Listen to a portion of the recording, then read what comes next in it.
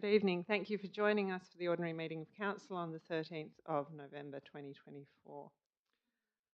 Nalakadich wajak mort kain kadak niju walilap budja, wejinang wajak kadajin, wenyiting bula yeye. We acknowledge the Wajak people as the traditional owners of the Greater Fremantle Walyalup area, and we recognise that their cultural and heritage beliefs are still important today.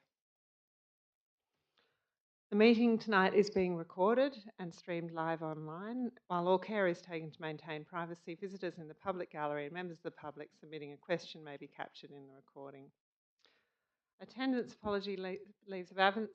Everyone is in attendance, apart from Councillor Lorver, who has advised that he is running late and will join the meeting as soon as he can. I have an application for a leave of absence. Technically probably not required because we are not operating usually during this period, but a bit better be safe than sorry, from the 27th of December 2024 to the 4th of January 2025, inclusive, and then another leave of absence from 26 January but 27 January in real terms to 2nd of February. So I might just change that to 27 January because that's when I won't be here. Councillor Thompson moving that, seconded by Councillor Sullivan. All those in favour? And that's unanimous. Are there any other applications for leaves of absence coming as we are to that time of the year? Nope. Okay. Do we have any disclosures of interest by members on tonight's agenda? Councillor Sullivan? Thank you. I have a disclosure of interest in the Chester Street item. The adjoining property owner is one of the joint owners of Donnelly River Village, where I have a share. I will leave as it's a financial and proximity issue. Thank you. Any other disclosures of interest? No. Okay. Responses to previous public questions taken on notice, we have none. Tonight is primarily a planning committee meeting, so the first meetings of the month focus on planning items. To enable us to kind of group together the statements or questions about planning items and the items themselves, in general we hold those questions just prior to that item. That said, if you're not able to stay for that item and you'd prefer to speak in general public question time, that's also an option for you. We will be working through the agenda, starting with item 1, certainly, because we've got a lot of people here for that. We've got people here for 3, 4 and 6, so we will probably look at those agenda items being in that order.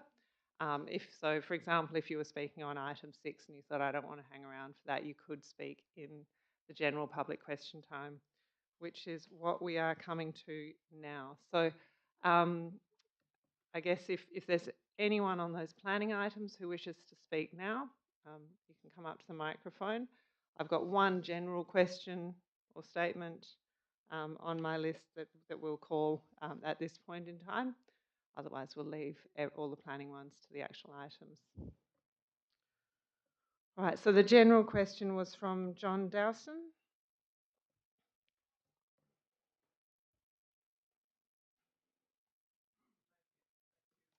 Can I just get you to click on the right-hand side button of the microphone? Perfect, thank you. Good evening. John Dowson, Fremantle Society. Firstly, I would like to talk about a planning issue for 10 seconds. That is to support Councillor Sullivan's alternative recommendation because the Pod Hotel really is still too big. And page 46 of your own agenda says that the upper level should not be visible from the street. And I would think that it's pretty obvious that it will be. So that's why the 4th story, just on that alone, shouldn't be allowed. I'm here to ask 3 questions about the bicentenary. The bicentenary of Western Australia is in 2029, as we know. In 2013, Fremantle Council did a 51-page Fremantle 2029 visioning document with many good ideas, which led to a 40-page Fremantle 2029 transformative move document in 2015. But 10 years later, where is the actual program for the bicentenary? where are these specific projects that will be delivered and where is the budget? That's question one. It appears that there is a committee that has had several meetings to do with the bicentenary, with one tomorrow, where the focus appears to be on Aboriginal values and not colonial ones. Now, Arthur Head and the Roundhouse, which is part of tomorrow's meeting, are supremely important for colonial history, but the colonial history continues to be poorly interpreted and told. It's not a registered Aboriginal site, yet Fremantle Council apparently has plans to hand areas of the site, like Jayshed, over to Aboriginal corporations. That's our understanding. The focus should be on getting the Roundhouse and Arthur Head properly looked after. In 2021, Council's conservation plan for the Roundhouse identified $652,000 worth of works needed for the Roundhouse. Question 2. How much has been spent on the Roundhouse of the identified $652,000 needed? The $100,000 interpretation plan for the Roundhouse has been done.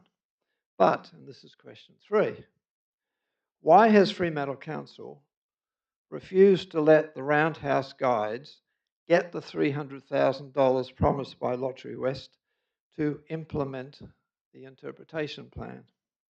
The bicentenary must be a celebration that brings people together, not divides them.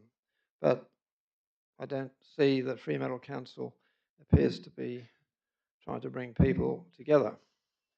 Thank you. Thank you. I'll see if the Director Creative Arts and Community can add anything, or the Director Infrastructure, around the infrastructure budget. Thanks, through the Chair. Thanks for the questions, John. We certainly are working towards an inclusive program of events and projects for 2029. We have only had 2 initial meetings with the working group, so we are in the infant stages of that project planning. In terms of the work done on the Roundhouse, I can't confirm here how much has been spent out of the $652,000 that you noted, so I have to take that on notice. And in terms of the support of the Roundhouse guys, Lotterywest grant, I don't have any information on that, so we'll have to take that one on notice as well. All right, I'll get the CEO to make some further comments on the budget. Through the Chair, Council and the community may recall that the city did receive some grant funding from the state government, I'm going to say about 5 or 6 years ago, where we implemented about $1.2 or $3 million worth of works on reinforcing the tunnel, making corrections to the entrance to that on the Bathers Beach side, and correcting some of the cliff face on the railway line side that was crumbling at the time. Since then, I don't believe we've made any further works on the Roundhouse. We've also been auspiced a grant funding for the heritage guides in the past, so they can commence works on it. I think that grant funding was for around $20,000 or $30,000. I'm not aware of anything further, but I'm happy to reach out to them to see what further they might need and how we might be able to assist them in auspicing that as well. Thank you. Okay, so we will do the remainder of the questions and statements before each item as we come to them on the agenda. Petitions, I don't believe we have any petitions tonight. Deputations or presentations, we have none. So I will ask someone to move to confirm the minutes of the last meeting of Council, 23rd of October. Councillor Graham, seconded by Councillor Lorber. All those in favour? And that's unanimous. Elected member communication, I understand Councillor Mofflin. Thank you. I just wanted to inform Council, or share with Council, that on Sunday I had the pleasure of, for the 6th year in a row, pulling the trigger, or the starting hooter for the Fremantle Running Festival. And I wanted to acknowledge that it's the 5th year that the Running Festival has been in the centre of town, and prior to that it was on the outskirts, and the event has grown to be the 4th largest running event in Western Australia, behind the likes of City to Surf and HBF Run for a reason. And particularly I wanted to acknowledge both city staff and the West Australian Marathon Club for a professionally run event, and it's pretty much a logistical nightmare and challenge for the number of roads and the like which are closed. And I was running in the event myself after starting it, and police in town needed to get out and about, but there was runners on the road, and it was beautifully managed and enabled people to move around. The event was essentially done and dusted by 9 a.m. in the morning, but there was 3,000 people who came into Fremantle on a Sunday morning who wouldn't have otherwise been here. And during the communication and their MCs for the day continuously thanked the City of Fremantle for providing the city streets to run on. And today I received their feedback form as an entrant in the race, and they asked questions about how long did people stay in Fremantle and which businesses did they engage with. So not only is the festival providing a recreational outlet, but really keen to engage with city businesses. So acknowledge city staff for working with them to put on a top event, and the Marathon Club for facilitating that each year. And we won't ask you about placings, finishings.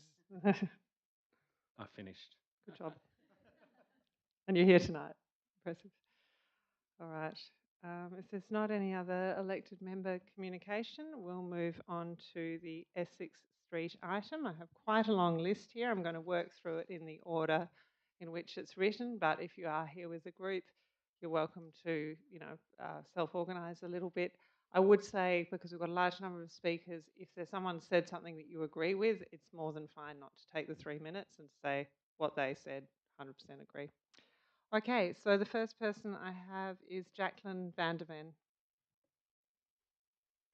So if you haven't spoken at council before, you will get a little alarm sound at 3 minutes, and that's your signal to wrap up. Good evening, everyone. My name's Jacqueline van der Ven, and my husband Frank and I reside at 26 to 28 Norfolk Street. Our home directly abuts the development at 19 Essex Street. Our house was built in 1862. It's Grade 1 heritage listed and registered with the National Trust. Like many people here tonight, we were shocked by the developer's contempt for the council's recommendations. Despite being advised that the height, bulk and scale were inappropriate, they have only reduced the rear height by 48 centimetres, which is this for reference, hardly anything at all. They've left the bulk and scale unchanged. Further, no design adjustments were made to align the building with the neighbouring heritage buildings. I'm very concerned about the disconnect between Fremantle's values and the city's planning department on this issue. The planning department should be protecting us from such disrespectful development. Issues raised before the 11 September council meeting were ignored, and they remain unaddressed in this second submission. The original waste management plan was flawed, with the bin collection set for a non-existent verge on Norfolk Lane. It also omitted the waste needs for the Flaming Galah and the escape room.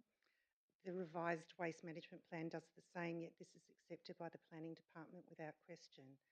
Our local planning scheme mandates respect for neighbouring properties, especially heritage sites. However, the planning department overlooked the development's significant impact on Norfolk Street.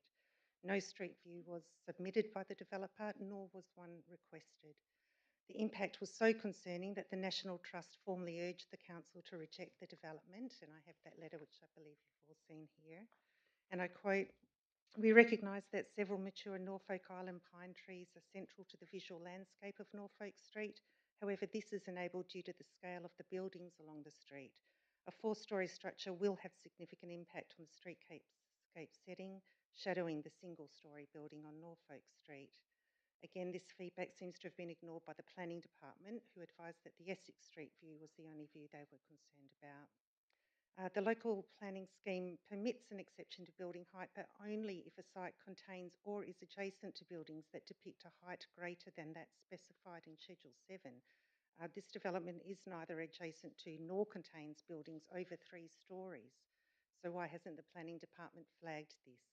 Even if the height exception were allowed, the scheme requires it to not harm neighbouring properties' amenity. The shadowing for us is clearly detrimental, worsening our home's existing moisture and rising damp issues. And I believe the planning department is negligent in its assessment here. The National Trust advised the Council that the Port Flower Mill had been completely omitted in the applicant's heritage impact statement and that it should be considered. Despite this, the Planning Department also accepted that heritage impact statement without review. The Planning Department's oversights have left Fremantle with a massive big brown box, something like this from their own planning, that disregards the heritage character of its surroundings.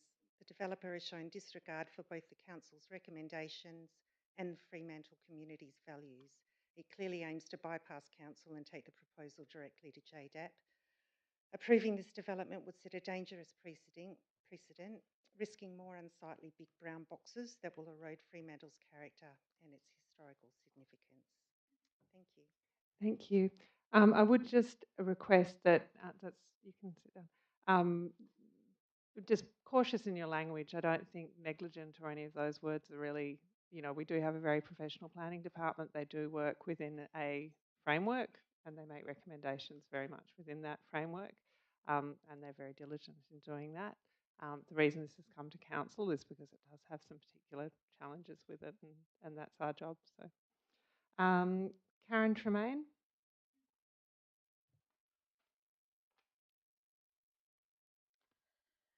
Good evening. I live in the old flour mill next to the DA.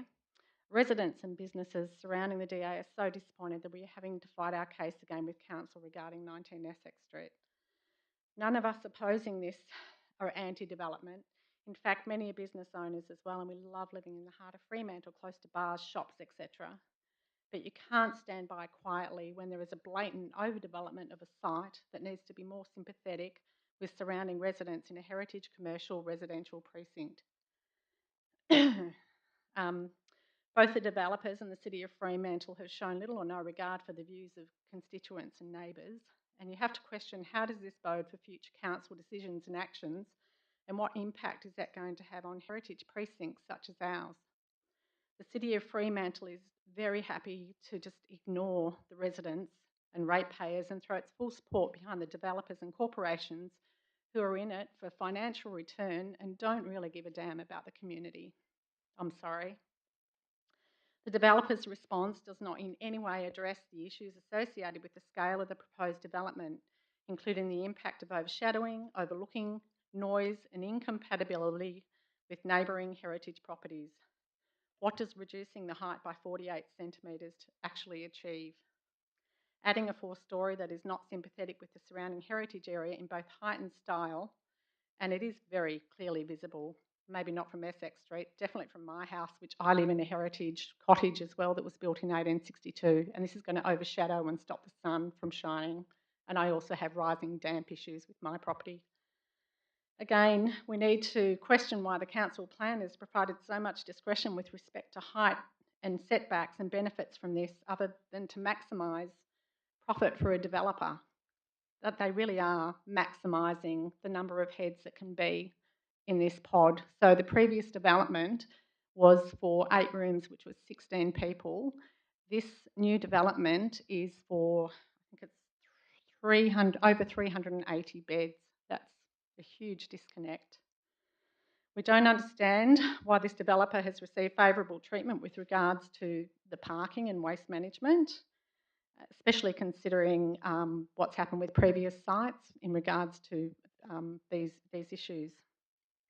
It appears that the City of Fremantle is willing to throw us under the bus, literally.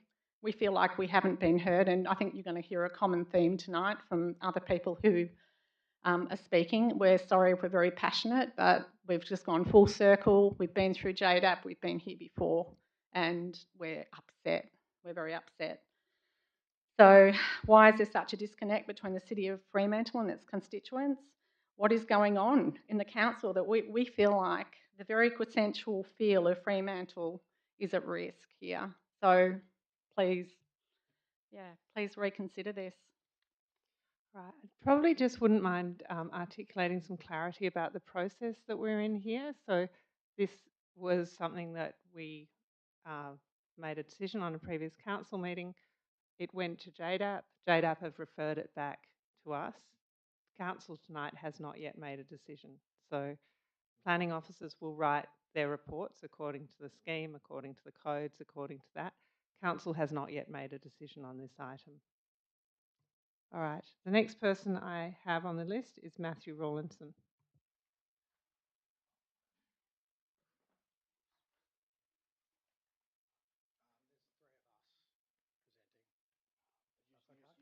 I'm happy to go first. Okay, so maybe as you're speaking, if you just want to let us know which one of us you are, that would be good. Yeah, so I am, well, first of all, good evening, councillors. Matthew Rawlinson from Bellingback, who represent the owners and operators of Lilo. I'm joined by Michael Clare, who's our town planner, and Carly Schewens. I'm just going to pause you for a sec our while we architect. sort out some documents. Yep, thank you.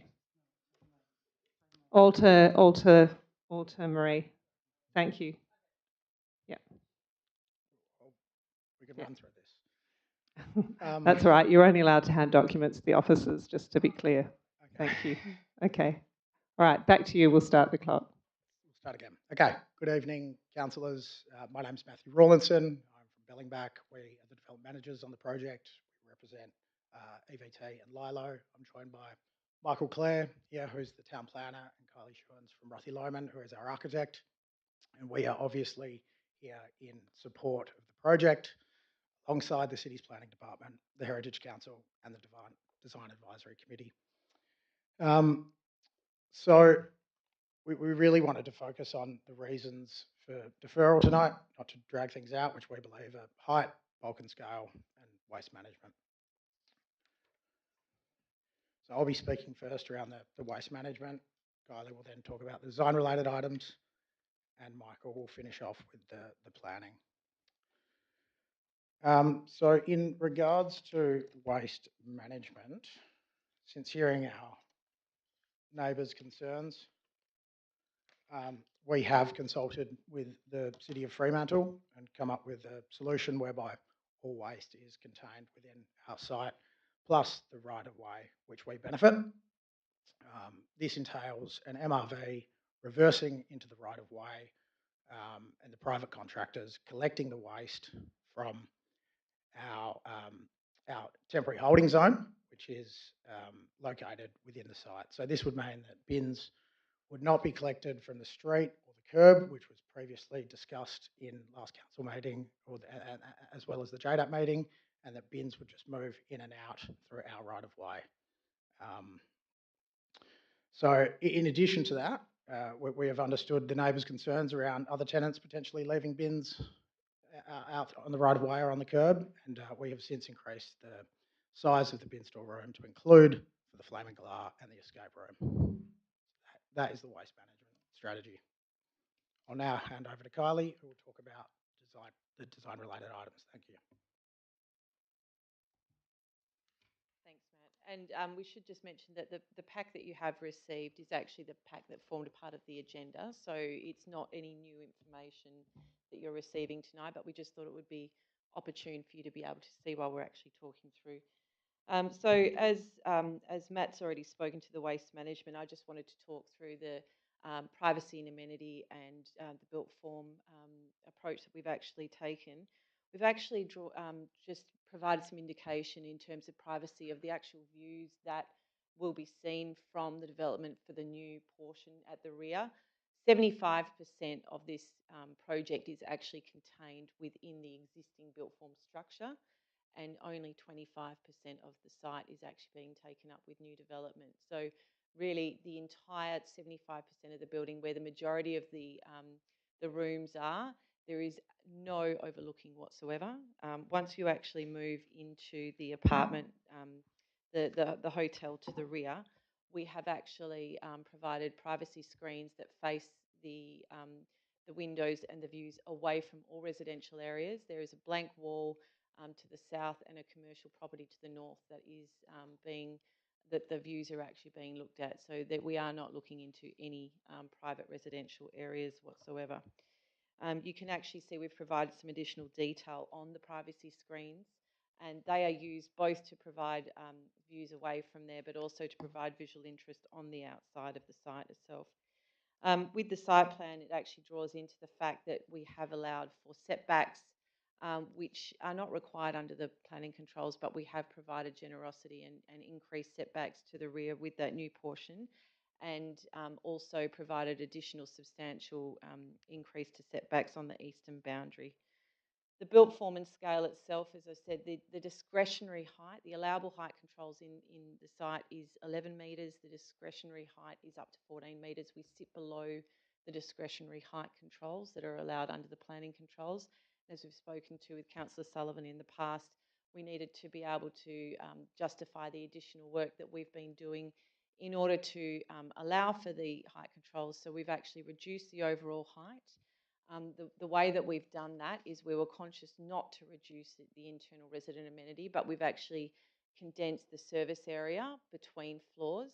But the height is controlled through we've allowed to align the ground floor, the first floor with the existing first floor. So there is an increased floor to floor height there.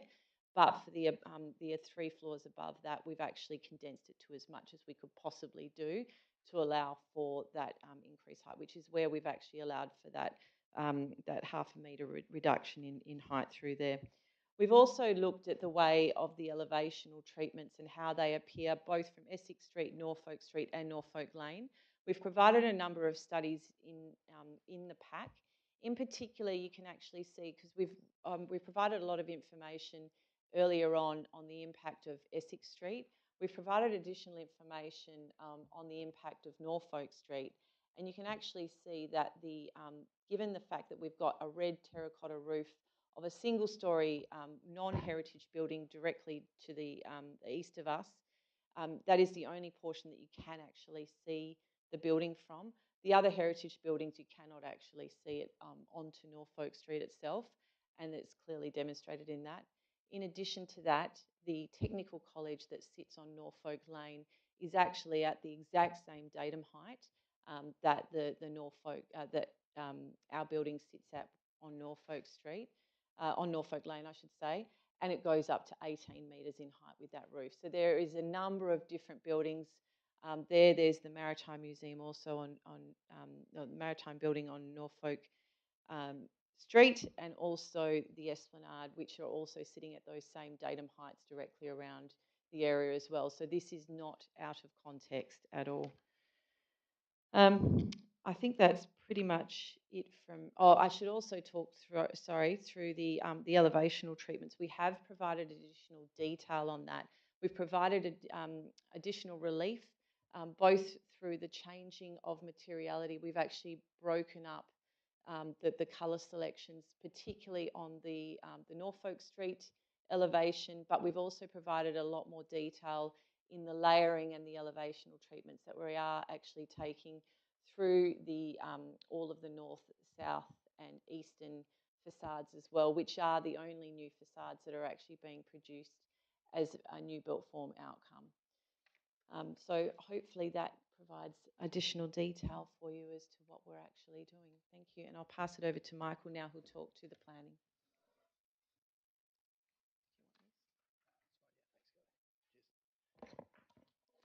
Good evening, councillors. So as noted by Kylie and Matthew, one of the reasons to defer the application was to reconsider the height of the proposal. So as a result, the height has been decreased by half a metre.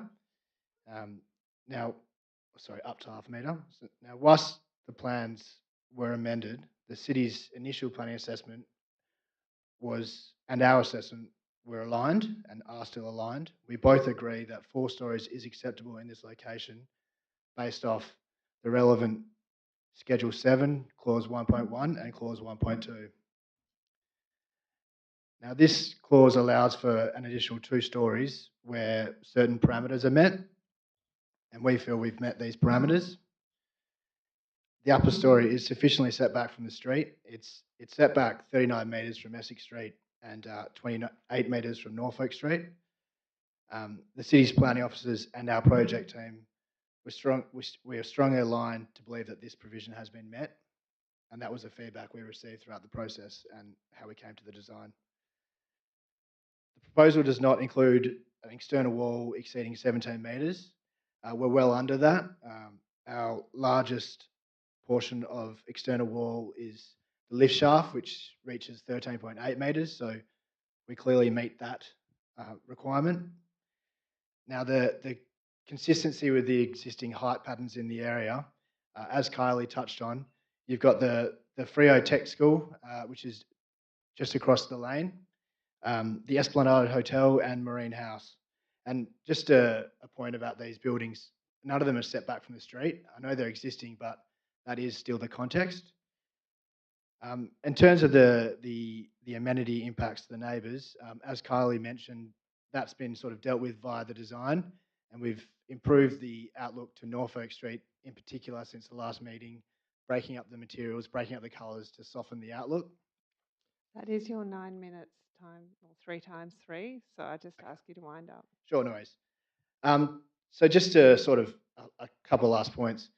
Now, the developer was attracted to this site not only because of its locational, context being in a city centre zone, but also because there is an existing approval for 4 stories, and that really formed part of their decision to acquire this property. And in addition, and just to finalise, that the city's planning department has been supportive on both sets of plans. The Heritage Council supports the development, and the city's design advisory committee supports the proposal. So, I mean, we really have ticked as many boxes as we can. So, thanks very much for that tonight. Cheers. Okay. I think that's everyone from the developer side of things. So Hayden Ward not speaking. Okay. Yep.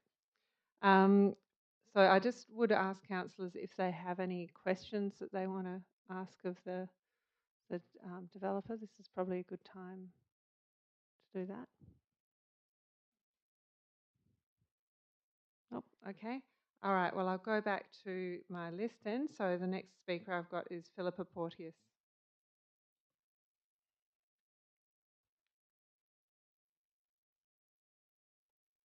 Philippa?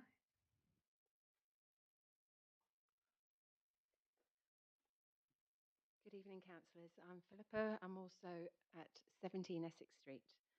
I'm here tonight to try and fight our battle. It just seems that this development is agreed or revenue for the council. It's in approving this application. It's at the expense of local residents' everyday lives, those neighbours surrounding this development. Those people's lives and happiness will be forever changed, and not in a good way. I believe this development is an abuse of power if approved, as guidelines are in place for a reason. It is not an enhancement to the heritage area. The ratio of people per square metre, the lack of parking, the waste collection, the extra noise in the area is just too much for this small site. I just ask you to use common sense and not to support this, as 4 stories would surely overshadow these residents that have probably saved up all their lives to live in an area like this. Thank you. Thank you. And Linda Atherton also on this item?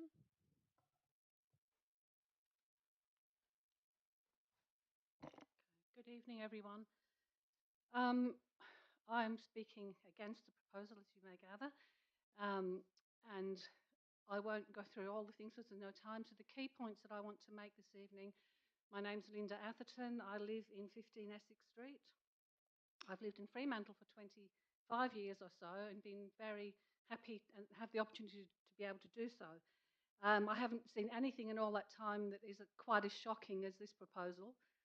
And on the points of height, bulk, scale, waste disposal, just on those few points alone, in the original development and in the revisions that I've read and in what I've heard this evening from the developers, those revisions are lacking in detail and insufficient. And I'll just comment briefly on some comments I've just heard. So in terms of design and talking about some privacy screens, it's quite ridiculous to say, we've put some privacy screens on, so everything's okay. That's like a child putting their hands in front of their eyes and saying something doesn't exist. So I hope council can consider these things. The same with height. The buildings that have been mentioned, Marine House, Esplanade Hotel, Fremantle Technical College. None of those buildings overlook people's homes and daily lives, not one of them. So why that comparison is being used is nonsensical in my view. So clearly, further revisions, further detail on revisions surely would be required. Now, at the last council meeting, or the last council meeting I attended, sorry, I don't know, it wouldn't be the last one, council did not recommend this proposal go ahead, and consequently we were at JDAP, and now we're back here, as has been said, that that's the process that we're in at the moment. I think not enough attention has been given to the fact that the old flour mill, Grade 1 listed heritage building, with comments supporting the owners' views around the types of development. This proposal really is not much more than a glorified, I'm going to use old language that I would have learned growing up, DOS house, hostel might be used now. And that brings me to the point of the noise element, which has not been addressed at all. The quality of life where people actually live in Essex Street and or Norfolk Street as well, I'd like to add that. And no after hours management, nothing about how is this proposal going to be managed after hours. I think last Saturday night I was out in the street clearing up about 50 wine bottles that were strewn everywhere. And that's an aside, but that's the kind of thing that we will see more of if this development progresses in its current form. Dilapidation report. We've had previous damage when the owners of 19 Essex did works at a lot of cost to the owners of 15 and 17 Essex. And the same goes for waste disposal, where the council had to order 19 Essex to do some works so that our basement was not flooded every winter. And I'll leave that part at that. The last thing, because I can hear the little buzzers gone off, is that there has been absolutely no psychosocial assessment done in relation to the people who live there, work there and live there. For example, I have to get up at 5 a.m. in the morning as an emergency services worker and have enough sleep, etc., to do my job. And with a development like this, that will only impact on that further. And I'm not the only person who would attest to that. So no psychosocial assessment, and I'm wondering, where is that coming from? Who's going to do that? And my time is up, and the parking is an issue as well, but I best leave it there because I've said quite a lot in 3 minutes. So thank you for your time. Thank you. All right, I think that takes us through all our speakers on that item. Yep, all right, so we will go to the deliberations on that item. We've got the officer's recommendation and an alternative motion. Would someone like to move one or the other? I'm happy to move the alternative. Okay, over to you, Councillor Sullivan. Do we have a seconder? Councillor Archibald. Thanks, Councillor Sullivan. Thank you. Obviously, the final decision on this will be made by JDAP, and they will logically look at their reasons for deferral and assess what modifications have come back and decide whether they're sufficient for JDAP to approve it or refuse it. That's, we can't think too much about that. I think our job is to have an opinion on behalf of the overall community and put that forward. In doing so, I'd certainly say that my position, when I articulated, and I have previously, is probably one that makes everyone not entirely happy. Because the reality is there are aspects of this proposal which are very supportable, and there are aspects which I consider needed work, and I still consider need some work. So just quickly rerunning the aspects that that have been raised, but I would dismiss essentially, is that the land use in the city centre zone is perfectly reasonable. We have multiple numbers of very similar types of activities in the city centre zone. They all need considered management, and that's the planning process that we go through. So all of the things like waste management and the like are common to us and are dealt with us all the time. But as a land use, it is an appropriate land use for that precinct and for the city centre zone more generally. The other contentious issues, I guess, are parking and the waste management. And again, I would take the view that given the number of developments in the city centre that have been unable, or we have said you don't need to provide significant on-site parking, it would go against the decisions that have previously been made over a number of years, if not decades, by a council that says parking in a city centre area is something that has to be managed overall. It's not a site-specific, you have to provide every car bay on each individual site. If we had that attitude, we wouldn't be a city centre, we'd be a suburban strip development. And that's the reality. So those aspects, things like parking, the waste management, I think, has been clarified to some degree, and I appreciate the extra information that's been provided.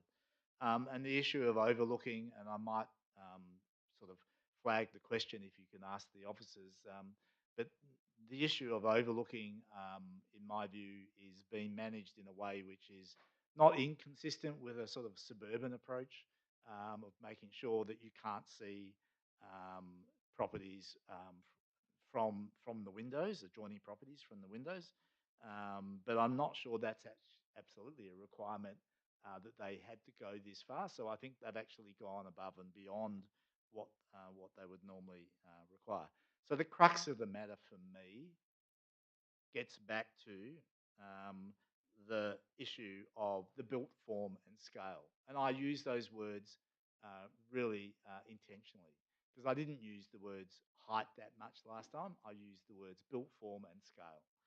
And while the recommendations both talk about height and visual impacts, it's the visual impacts. It's the impact of the scale, the scale and the built form and the articulation of the built form that is really the crux of the matter. 4 stories is by and large acceptable on this site. There are there are a lot of areas of the site where you could get away with 4 stories and it wouldn't be a problem. And if you heard me speak last time, I also emphasised that. So it was never for me about whether the scheme should allow the 4 stories, because that's what it allows, generally speaking, and that is appropriate for a city centre. But the scheme also requires more subtlety than I think has been brought forward. It basically requires some local site-specific finessing of the built form to make sure that it fits into the immediate environment that sits around it. So in some areas, the 4 stories, 90% of the 4 stories is actually, in my view, acceptable. All that was really needed to be modified was where the 4 stories was very close to the boundary with the properties that face Norfolk Street. Not so much the one that's already been redeveloped with apartments, but more the area that was closest to the laneway, if you like, that services this site. So that corner needed some finessing. And simply dropping the height, for me, makes me concerned about, is that going to have an impact on the amenity of the people inside the pods? The applicant is saying it's not, it's been dealt with another way. That's great. But the reality is I was anticipating the loss of one room maybe would have been able to change the way this building related to the buildings to the south. And that's not necessarily going to be, that change wouldn't necessarily be something that the people in the Essex Street Mill would get advantage from. It wouldn't be something that changes the way it's seen from the street, from the main street, Essex Street.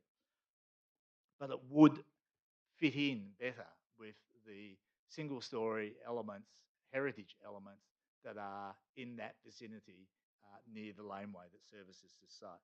And because that change hasn't been made, it would be wrong of me to have a different perspective a couple of weeks later than I had at the council previously. And I imagine, the vote would probably go fairly similarly. Maybe they've done enough to persuade one or two elected members. I don't know.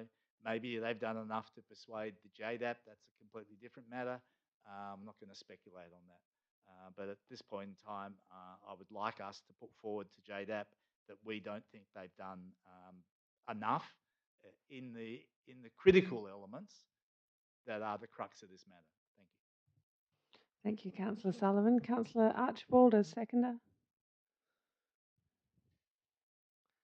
Sorry, Councillor Sullivan, you did flag a question in that. There was just a question of the issue of overlooking and how that's dealt with. Yeah, so I might just go to officers on that. Sorry, Councillor Archibald, just give us a minute. Through the chair, Councillor Sullivan is correct. The residential design codes which do set those specific visual privacy requirements do not apply to this site, but the privacy is part of that amenity discussion. In officers' view, the applicant has provided a solution on the plans, and we've recommended a condition to provide additional detail about how that will work and operate to direct the view away from more sensitive areas. Thank you for that clarification. Thank you, Councillor Archibald. Thank you. I'll be fairly brief. I do support the comments that have been made by Councillor Sullivan. For me, the impact of 4 stories on that southern boundary, particularly when the area at the moment is simply a car park, I feel for the properties to the south, which are single story predominantly, it's a very big ask to the amount of overshadowing that those backyards would receive, and they're not very big backyards. And I know that we're in an area where we have to constantly juggle the central planning system, but then we still have these very beautiful heritage cottages. I think we have to work with them and get some better outcome for those backyards, which aren't very big at all. So I thank Councillor Sullivan for bringing forward this alternate motion to council. Thank you. Thank you, Councillor Archibald. Councillors, Councillor Williamson-Wong. Thanks. A question first. There was a theme through the public question time around economic factors or matters being factored into a planning decision. From my understanding, economic impacts of a development, such as rates, is not permissible to be included as a factor when determining planning applications. Through the chair, that is correct. The impact of rates or income for the city that results from a development is not a valid consideration. Thank you. Thanks. I too will be brief, if that's okay. I am supportive of the alternative from Councillor Sullivan and want to thank you for bringing that tonight. I do agree with your points in terms of privacy, and overlooking, I think, was dealt with in terms of the privacy screens as a very standard way to deal with overlooking.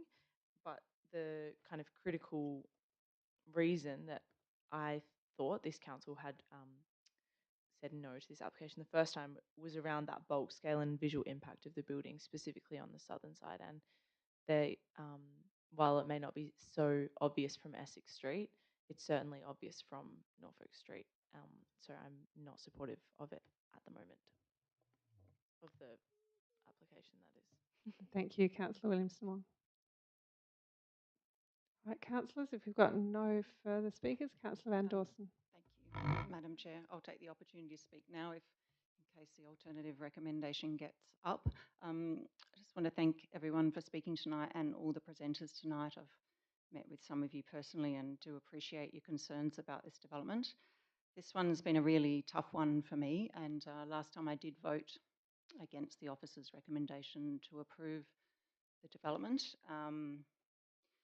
And I'd just like to say thank you and thank Councillor Sullivan for his comments tonight, because I actually agree with a lot of what he says. However, I haven't quite made my decision, but I am leaning towards supporting the officer's recommendation now. So it is a change of decision from last time. And the reason for that is, whilst I'm a bit disappointed the applicants haven't addressed the bulk and scale issue as much as I would have liked to reduce the impact on the adjoining properties, I am satisfied that they have made enough changes to address the reasons for deferral. And I think last time I had several reasons for not supporting it. One was on the bulk and scale and the impacts of that on the amenity of the area, and that also the waste management as well as the parking. Had concerns about the use and what parking that might generate. However, as Councillor Sullivan said, I think, yeah, to go against it on parking would be against all the previous decisions.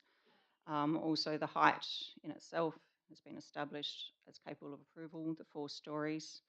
And I think the key thing with the height and the bulk and scale impacts for me was when you look at what the permissible envelope is, even at 3 stories, if someone was to build to a permissible envelope, I believe the impact on amenity and the impact of bulk and scale and on the amenity of neighbours would be greater.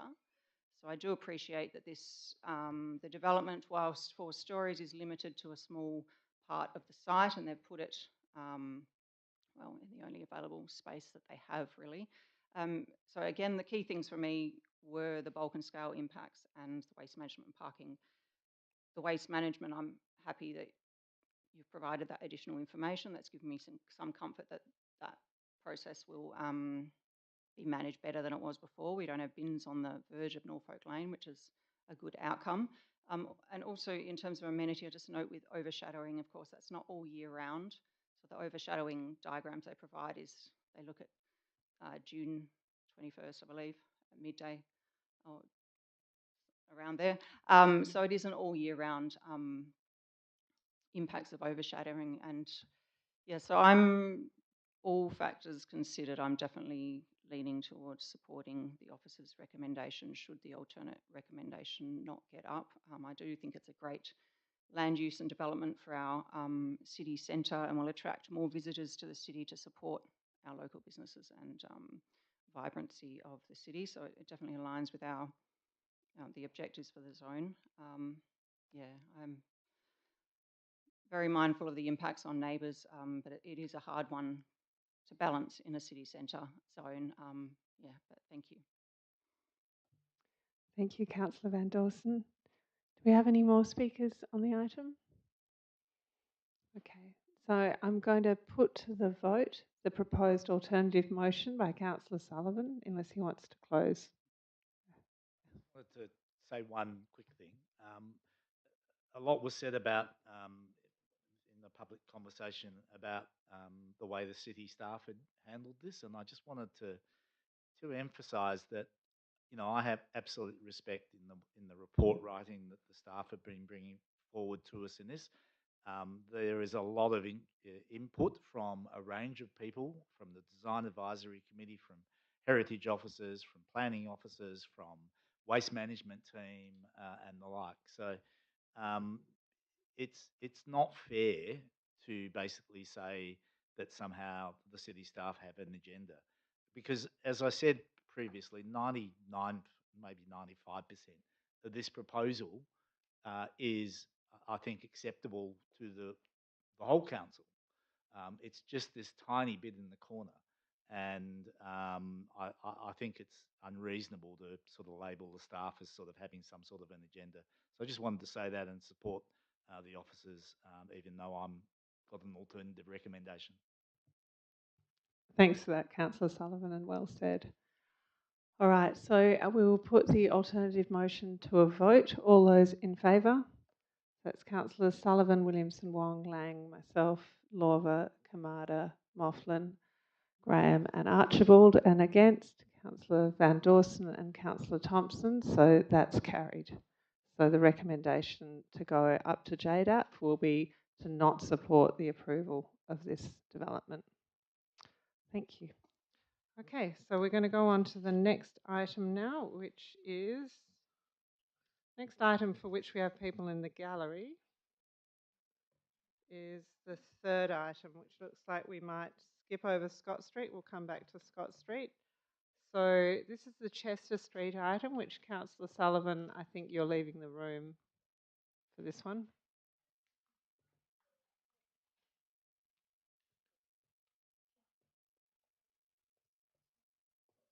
Oh, you did say Chester, but that's okay. You can leave for Scott and you can stay for Chester. We're going to do Chester now.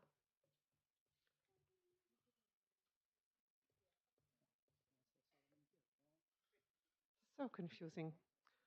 Okay, we are going to deal with the Chester Street item now, for which Councillor Sullivan can stay. What? Councillor Sullivan. Somebody help me here. Anyway, I am going to get the people from the public gallery who can speak to this one first. Chester Street. We're skipping over Scott Street. Nobody's here for it. We'll come back to it later. So I have Mark Jex to speak to the Chester Street item, and I think that's the only person here for that one. So Mark, over to you. Yeah, good evening, everybody. My name's Mark Jex. I'm speaking on behalf of the owners. I'm one of the architects and with the applicant for the demolition application. We just wanted to reiterate there were 2 points that were raised in the meeting minutes for concerns around vibration and soil disturbance during the demolition process. We just wanted to reiterate that we will get dilapidation reports completed prior to any demolition, and all due care will be taken in regard to these concerns. We also wish to address the concern that potential structures on the boundary that remove will create privacy issues for the neighbours, and it is the owner's intention to address any of these issues that may end up with a loss of privacy through a mutually agreeable solution, and we can understand that once the demolition is underway. That's it. Thank you. Cool. Councillors, did anyone have any questions for Mark on this one? Okay, well, we'll go to the officer's recommendation. Do I have a mover for this one? Councillor Lang, seconded by Councillor, I thought Councillor, did you put your hand up, Councillor Thompson? Yes. Very briefly, Councillor Thompson's hand was up. All right, Councillor Lang, did you want to speak to this one to open? Just thought I'd move it because I'm generally against demolition. Surprises for everyone. Did anyone wish to speak on this item? No, it's quick and easy. All right, well, we'll put this one to a vote. All those in favour? And that's unanimous. Great. Okay, we are going to keep moving to item 4, which is the McCabe Street item. And we have another trio taking up 9 minutes in Trent Durwood, Tom Letherbarrow and Jamie Clark speaking on this one. So I will let you manage your 9 minutes as you wish. Thank you. And if it pleases the Mayor, I do have some handouts of the presentation that we did send through.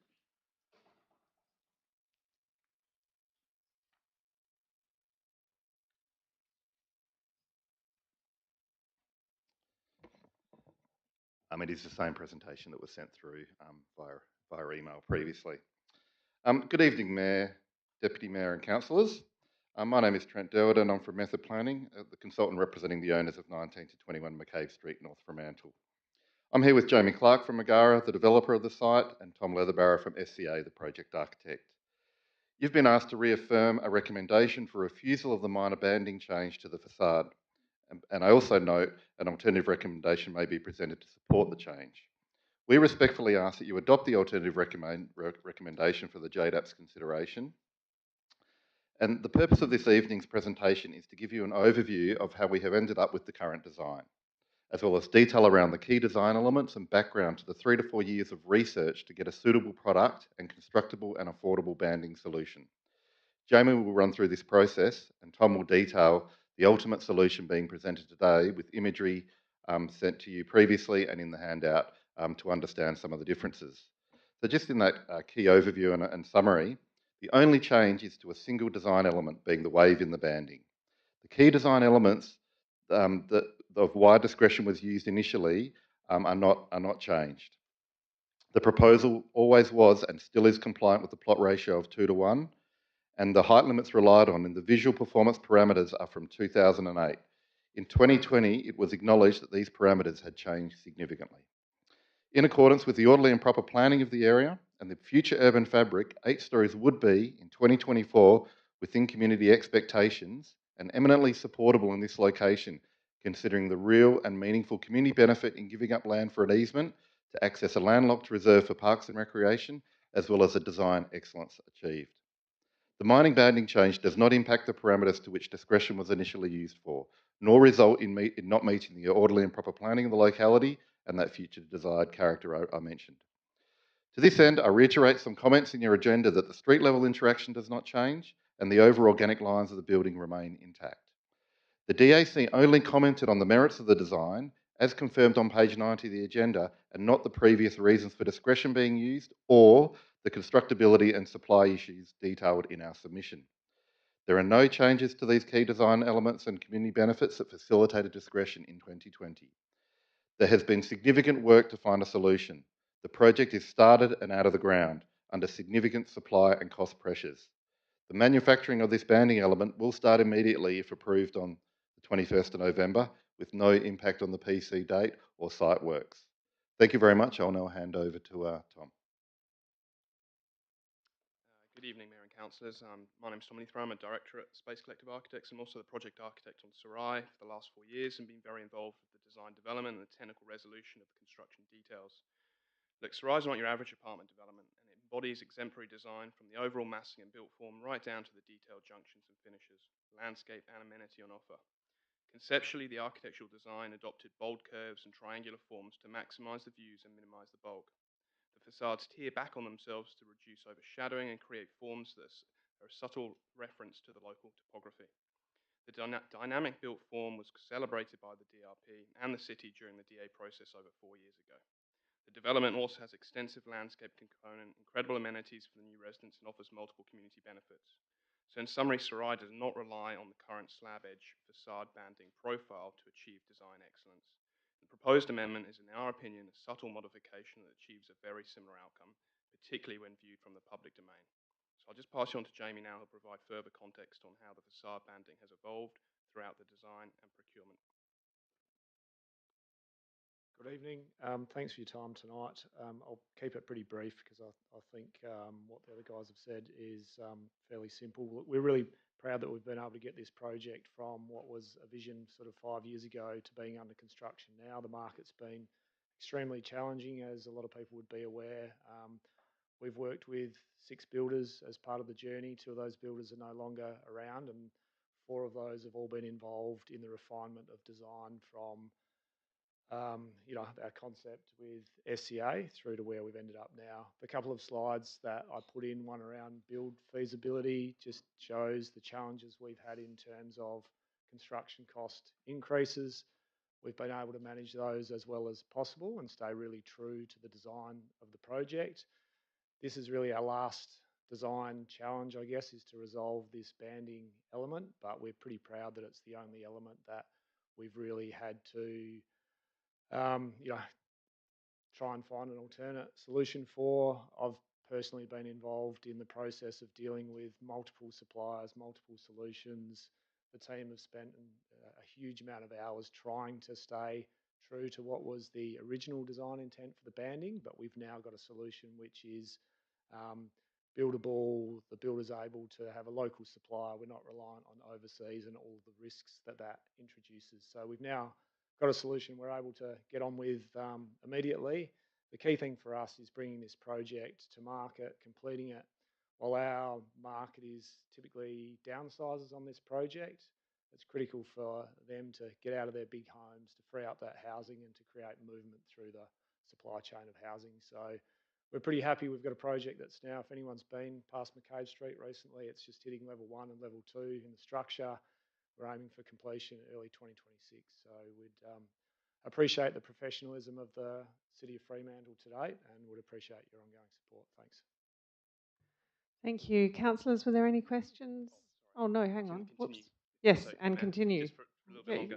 So there's some visualisations of the development in this presentation that compare the approved slab edge profile with the proposed profile.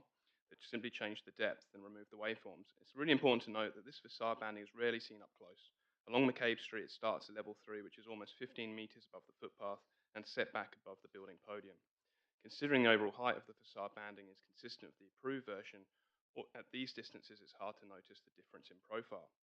And if we look at some of the zoomed in comparative visualizations you can see in the presentation, the proposed changes are still subtle. The colour and finish are consistent with the original, and the aluminium profile has retained the same height to conceal any steps and thickness changes in the concrete slabs which are needed for the really large balconies.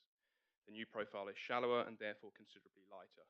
This has been engineered to avoid complex cast-in structural fixings to speed up construction and avoid out-of-sequence installation of scaffold, reduces the risk of damage and takes months off the construction program. Look, in conclusion, in our opinion, Sarai does not rely on this detail to achieve design excellence, and it's simply a subtle change to the aesthetic of the elevations. We concur with the points of Councillor Sullivan's alternative motion and encourage the Council to recommend approval. Thank you. Thank you. Councillors, does anyone have any questions? All right. I will ask for someone to move either the officer's recommendation or the alternative motion. Councillor Van Dawson. Thank you, Madam Chair. I'd like to move the alternate motion proposed by Councillor Sullivan, please, which would be to support the proposal. I'd assume Councillor Sullivan would second that. Thank you. Councillor Van Dawson. Thank you, and thank you, speakers, for coming tonight. I think you've addressed everything. And really, I won't repeat what you've said, but my view when I was reading the agenda and the proposal and the plans, I do see this as a minor design change. I think the wave feature was beautiful, but I don't think it takes away from the attractiveness of the development. I don't think it has any, the change proposed wouldn't have any adverse impact on bulk and scale or overall design. I think it looks fantastic, and this is a minor change. Yeah, happy to support it. Yeah, I just hate for council to get in the way of you delivering this housing project on time, or as soon as possible, please. We need housing in our community. So, yeah, and I think you have demonstrated in your presentations tonight and the information provided that there's been a genuine attempt to deliver on that wave feature throughout the process, but it has been deemed to be not feasible. And yeah, I wouldn't like to think what would happen if we didn't support this. So thank you. Hopefully we get up and you can start soon. Thanks.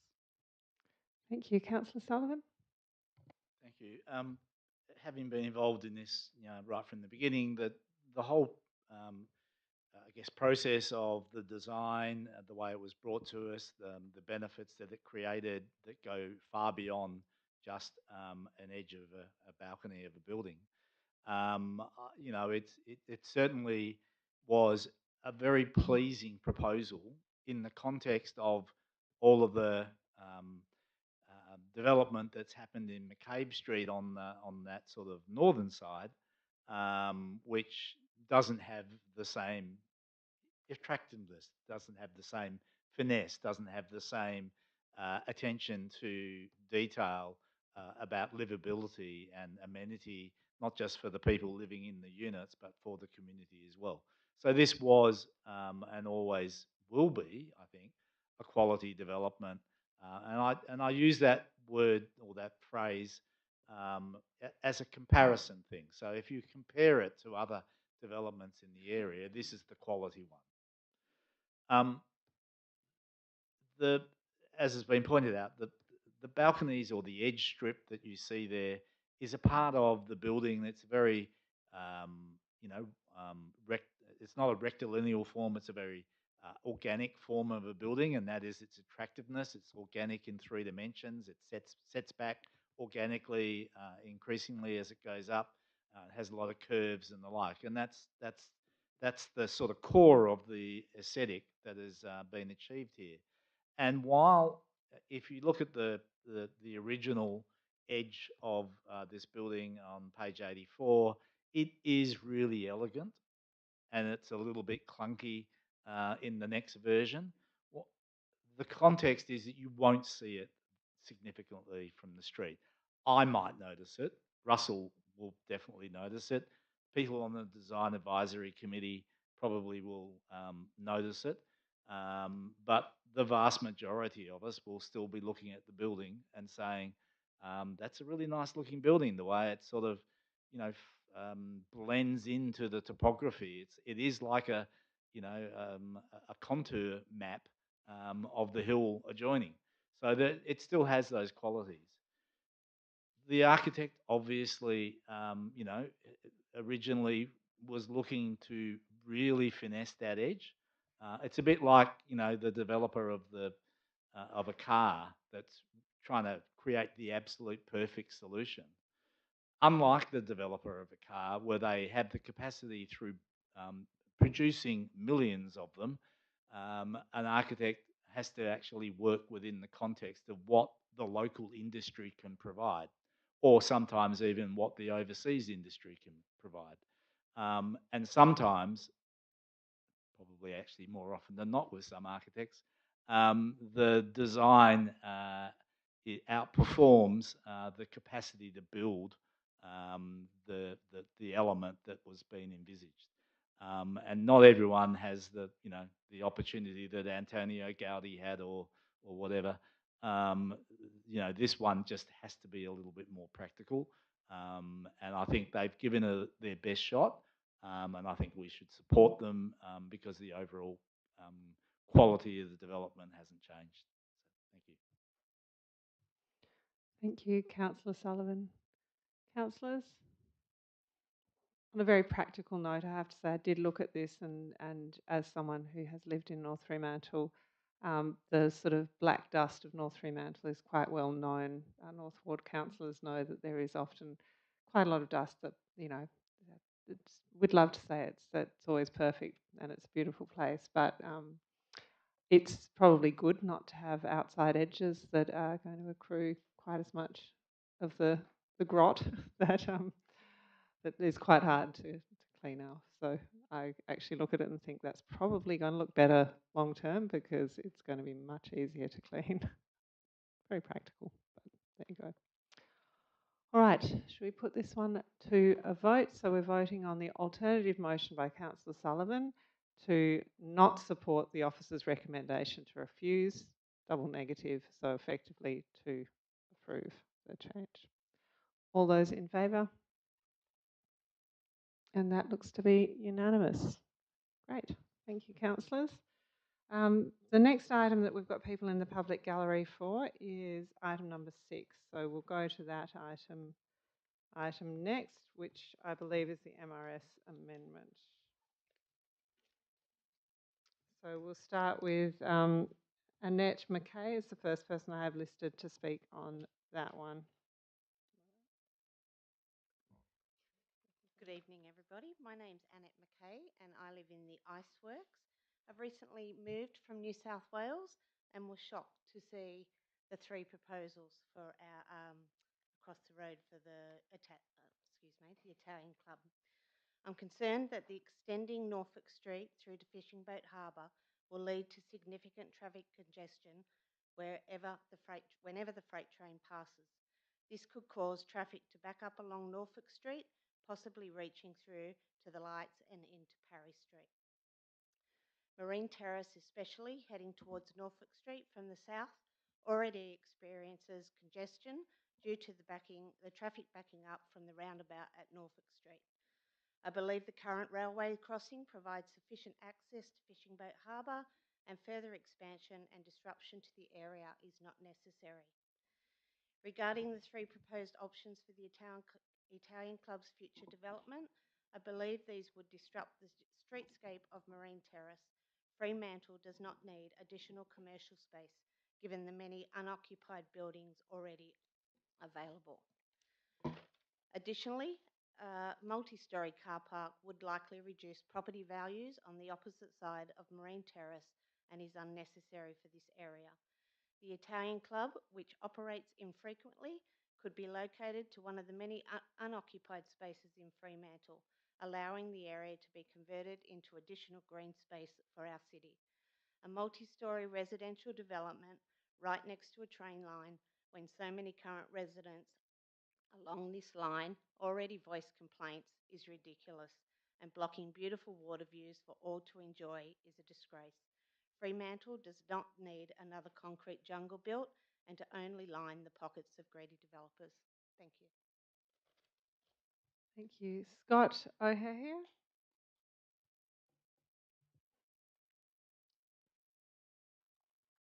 Good evening, council members. I'm here to strongly oppose the proposed amendment to rezone Marine Terrace and nearby lots. As a resident of Arundel Street, I care deeply about Fremantle and its unique character. This proposal risks changing that forever. First, this rezoning would shift land from parks and recreation to a central city area. And we've just had a window of what that looks like with the Essex Street conversations. It's a major change. It will mean tall buildings that would block harbour views, cut off cooling breezes and damage the open maritime feel that we all love. And once it's gone for good. More development means more traffic. Adding more buildings will bring more cars to Marine Terrace and Norfolk Street, where traffic is already busy. No matter how much planning goes into it, more cars will bring more congestion and impact safety for pedestrians and cyclists. The waterfront should be open and accessible, not crowded with more traffic. Parking, as mentioned previously, is another problem. The city's own data shows high demand for parking. We should be making Fremantle greener and more sustainable, not just adding more concrete for cars. There's a matter of community trust. Residents feel that recent development approvals too often favour private developers over public interests. Approving this rezoning could make people think that Fremantle's best areas are being sold off. We need to know that the council will protect the Fremantle that we know and love. Finally, the impact of quality of life is very real.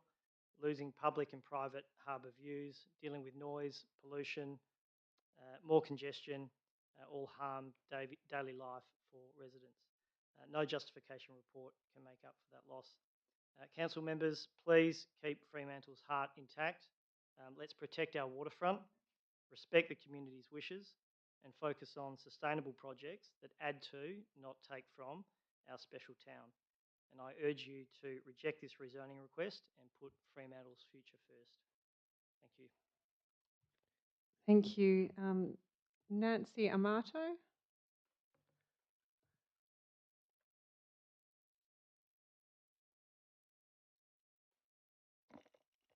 Good evening, councillors. Sorry, I wasn't aware that we were going to speak, but I put my name down because as a family member, our family's lived in Fremantle for over 75 years. We live in 1 Suffolk Street, Fremantle. We have property on Marine Terrace in Fremantle. We're very strong in our faith with the Blessing of the Fleet in Fremantle, the Italian community, and what opposing to go right across the road is going to destroy Fremantle. And that's all I'm here really to talk from the heart and the residents. You're going to destroy our Fremantle doctor, our beautiful ocean views, and just living in Fremantle, parking, traffic, we experience it on weekends. We know Fremantle needs to progress, but please consider residents and the heart of Fremantle. Thank you. Thank you, Nancy. And last up, I've got Fred Caljanari.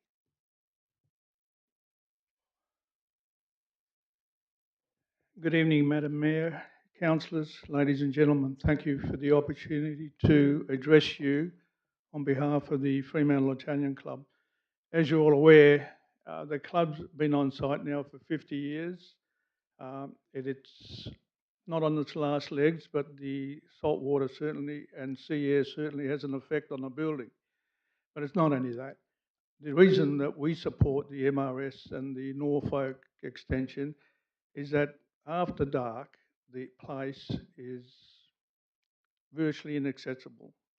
It is dark, dingy, and from the perspective of the club itself, unless we have an event, there is no one in that area.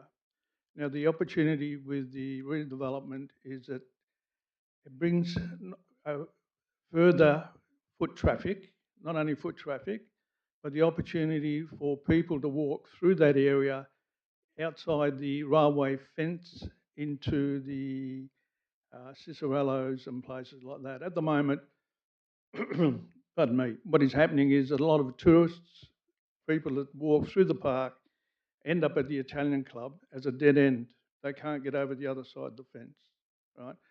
So now we have a special person standing out the front saying, look, you've got to go that way, or you've got to go this way. It is important that that development happens. It is important for the community of Fremantle, and it's important for the Fremantle Italian Club. Thank you very much for the opportunity. Thank you. All right, councillors. We've got the recommendation up on the screen. We've got someone who'd like to move the recommendation. Yep, Councillor Kamada, seconded by Councillor Archibald. Councillor Kamada, would you like to kick us off? Just a question. Should I have an amendment? Should I move that up front or? Are you planning to speak on the item in general? Yes.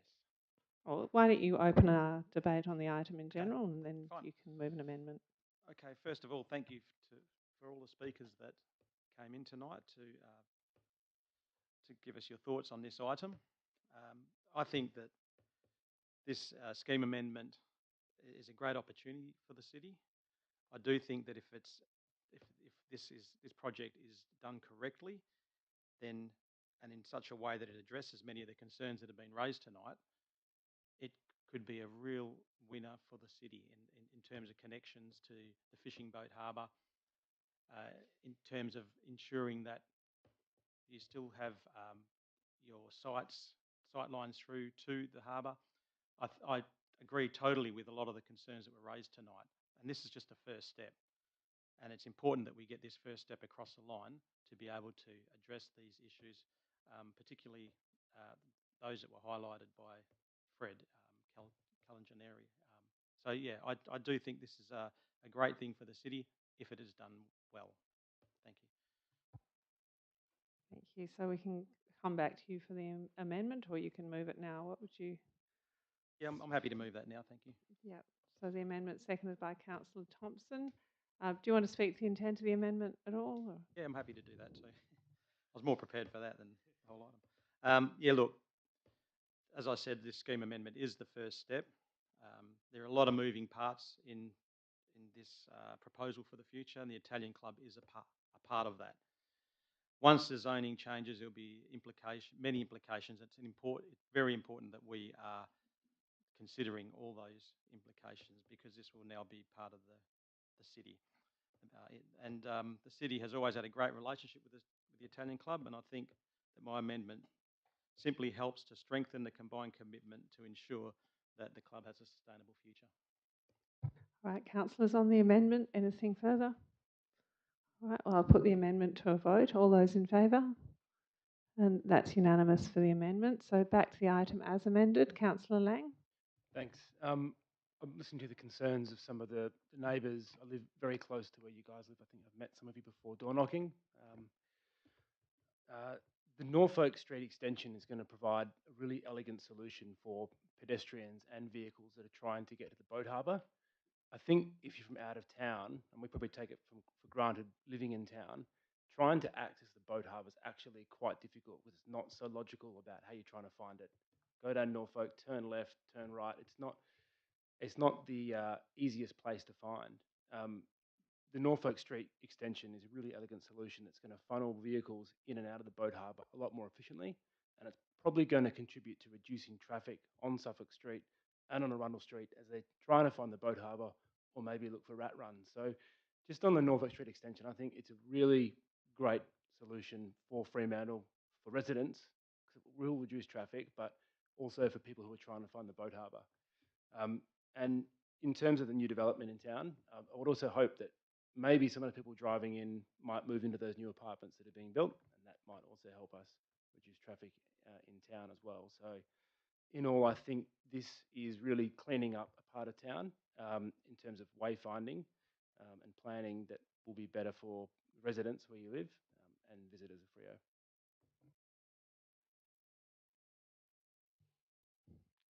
Councillor Sullivan. Thank you. This is a really intriguing one. It's a part of the growth of the city. It's something that has been proposed for quite a long time. and in many ways it's a response to previous changes to the way our city relates to the water.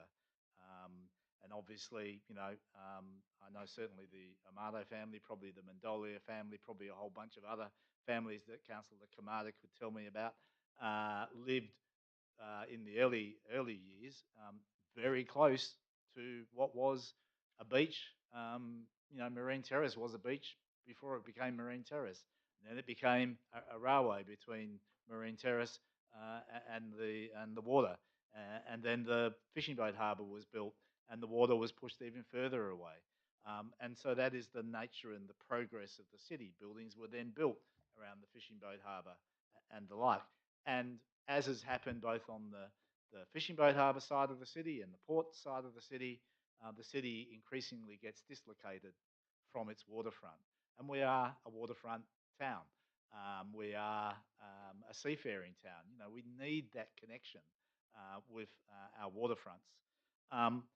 And the only real way to do that is to extend the city and all of its elements to that water's edge. And that's what the Norfolk Street extension is. There is a very long way to go. This is a planning, a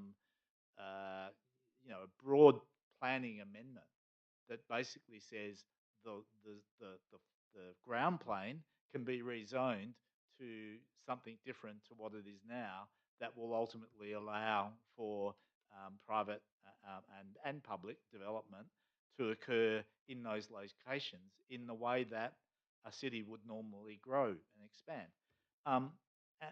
But what gets built there, whether or not there is a road that actually extends from Norfolk Street, whether the crossing should remain where it is or be moved to Norfolk Street, whether the buildings are going to be 1 story or 8 stories, all of those things are not what is being considered at this stage. And I think there is going to be a lot of debate about that at the appropriate time, as there should be. But the reality at the moment is we have to start with that first zoning phase and see whether or not we can get the state government, the West Australian Planning Commission, to agree that it is time and appropriate to extend the city centre to its waterfront, because that's what this proposal is about. Fred mentioned, obviously, the nature of the environment down there, and it's not just the Italian club that suffers from the sort of black hole of the city. The lack of being able to get across is really, really important, and it makes the Esplanade Reserve problematic. We've helped with the lighting and the activation in those areas and the Ferris wheel. All those things help, but it's still not perfect. And so connectivity can only really be made safe in the long term and made legible, as Councillor Lang was talking about, by actually building buildings and having activating land uses that help with that safety and with that direction, that wayfinding and that connectivity. And unfortunately, that means, yes, there would be impacts for some of the people that live on Marine Terrace. But it's not just us that is proposing development in and around the fishing boat harbour. There are people who own the leaseholds on the other side of the railway line that are also proposing development. So there is going to be development in that precinct, and I think the broader community will benefit from those elements. So I do support the initiation of this. It's a long journey. It's not our decision. We're asking the state government to rezone the land. Then if that happens, if and when that happens, we'll get an opportunity to really talk about the detail that needs to occur. And that will be talking about built form. That will be talking about where the connection is, whether it's vehicles where they currently are, or moving the vehicles to Norfolk Street, or just having the pedestrian crossings at Norfolk Street and leaving the vehicles where they are.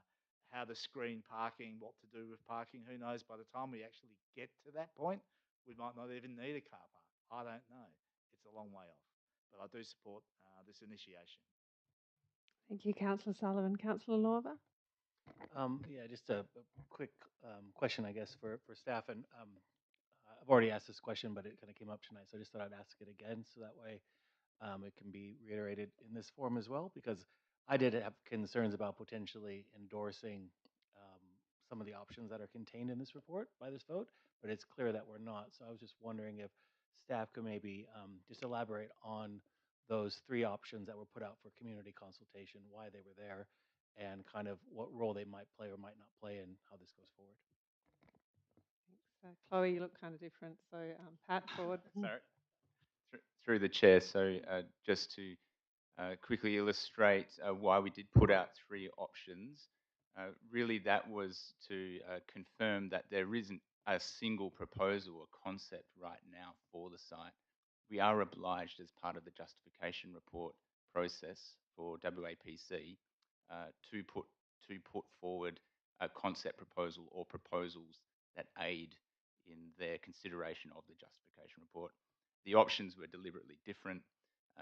However, all the options were potentially feasible within the current local planning scheme that may apply in future to the site once the MRS amendment, for instance, if it were to be approved by WAPC, was in place. So those options were purely illustrative, part of a required process for the WAPC, and useful, I think, nonetheless, in sharing future, but by all means, quite far away prospects for the site. Thank you for that clarification. Councillor Lorber, anything further? Okay, thank you, Councillor Lorber. Councillors, is there any further debate on the item? As I might go to Councillor Kamada to close. Thank you very much, Mayor Fitzharding. Look, my family's history in Fremantle began on Norfolk Street, in numbers 12 and 14. My great-grandfather bought the property that they lived in back in the 1920s. My father was born there in 1940.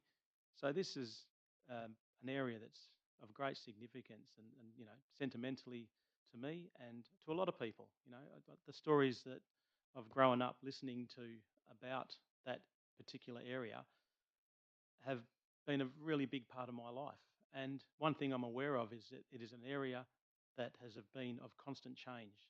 The Esplanade was once where the edge of the water was, and you know, stories about being able to jump off the rocks basically at the end of Norfolk Street back in the day. Obviously, I can't remember that. So I understand how important this is to people, but I also embrace change, that this scheme amendment can create something that we can all be very proud of. But it's important that on this journey that everybody is listened to, and that we finish up with a result that the broader community can certainly benefit from.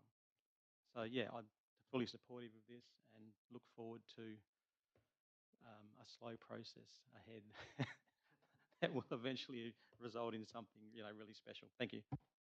Thank you, Councillor Kamada. I'll put that to a vote. All those in favour? And that's unanimous. Thank you. All right. I think that takes us to the end of items for which we have people in the public gallery. So I'm proposing, if there's, does anyone wish to speak on items 4, 7 or 8? 4, 7 or 8? I'm going to say that's a no. Oh, but by 4 I mean 5. 5, 7 and 8. Thank you for paying attention. 5, 7 or 8, going. Okay, so we're going to move 5, 7 and 8 on block. Moved by Councillor Thompson, seconded by Councillor Lang. All those in favour? And that's unanimous. Thank you. I'm going to suggest we go to item 9, where Councillor Archibald has asked for a late amendment, which I am comfortable to consider. So we'll just have a look at item 9. This is in relation to the proclamation of High Street Rotary. This is a special name for roundabout. Councillor Archibald, would you like to move this one? Have I got a seconder for this one? Councillor Graham. We'll just get Councillor Archibald's proposed amendment up. I've decided that this is, given it was flagged in agenda briefing, acceptable to come in at this late stage. So, Councillor Archibald, if you want to kick us off and perhaps then go to your amendment. Thank you. I did actually first draft it as a note, but on discussion with the staff, as usual, they improve it, and it was suggested it go up as a part 2. I did raise it on Monday night, and there has been concern from cyclists. It's particularly the people who commute because they're kind of scooting along, and that it's quite a drop down into the underpass at that point of the road, and it's very easy to not notice that the staircase is not where the bicycles should go, and you have to kind of deviate off to the right. So I've had cyclists in Whitegum Valley ask me several times if we could get Main Roads to just even put bollards or something there that alerts people to the fact that where they're heading is stairs, not a bicycle path. So we haven't had any success so far in requesting Main Roads. So I thought perhaps we should put it up as an amendment, and that might prompt a little bit more attention to it. So it's quite simple. So I'll move the amendment if that's possible, and if people support it, and then I'll Seconder for the amendment, Councillor Graham. Do you want to say I don't anything need to further? speak to the amendment, no. All right. So perhaps I could put the amendment to a vote if there's nothing further on it. All those in favour of the amendment? Excellent. Back to the item as amended. Right, I'll put that to a vote. All those in favour? And that's unanimous as well. Thank you. All right, so that's dealt with everything on the agenda apart from item 2, for which Councillor Sullivan will now leave us. Yes, I believe you do. Scott Street, everyone. All right, have I got someone to move the officer's recommendation for Scott Street? Councillor Van Dawson, seconded by Councillor Mofflin. Is there any discussion on Scott Street? This is the refusal of an unauthorised front fence. Councillor Van Dawson.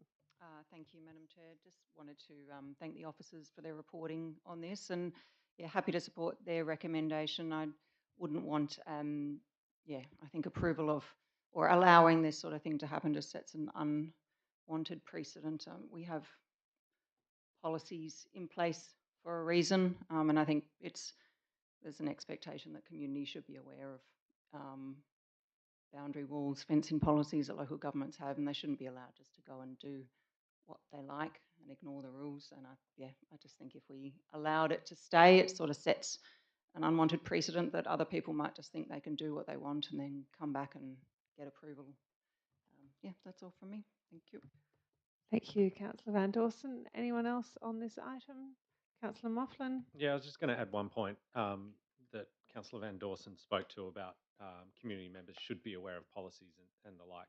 And whilst generally people do have that understanding, I think we do have some barriers in place for people to be able to access what those policies might be. And I would really like to, I suppose, in a roundabout way, talk to the upgrade of the city's website and the ability to make sure that we are communicating. So if there is a page, I want to install a new fence and here's the information about what you need. Because at the moment it's a nightmare, and I'm not sure if this is, that lack of information has contributed in this instance, but we should be making it as accessible as possible. You've got some nods there, Councillor Mofflin. All right, so Councillor Williams-Wong. So sorry, I'll be very quick. I will be supporting the officer's recommendation, I guess, just to clarify the kind of character of Scott Street's front fences. This property sits in between two properties that have basically no front fence at all. And I agree with Councillor Van Dawson, it doesn't set a great precedent for what we want the rest of that street to be. Thank you. Councillors, we're all good. Okay, well, I will put this one to a vote. All those in favour? And that's unanimous. And we have no committee or working group reports, no statutory reports, no motions of which previous notice has been given, no urgent business, no late items, no confidential business. So I'll declare the meeting closed at 7:40. 5:40 p.m. Thank you.